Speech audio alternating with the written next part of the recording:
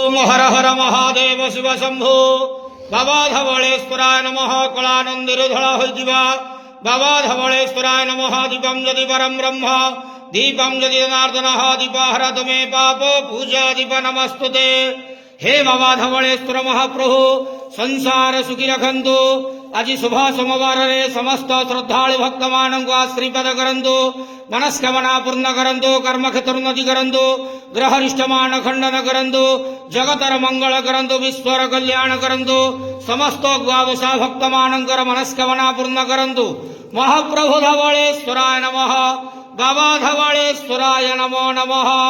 संसार सुखी रखंतु, आनंद गवार हरि बोलो। आज शुभ सोमवार रे समस्त श्रद्धालु भक्त मानक आश्रीपद करंतु, आनंद गवार हरि बोलो। हर हर महादेव शिव शंभो बाबा धवलेश्वराय नमो नमः।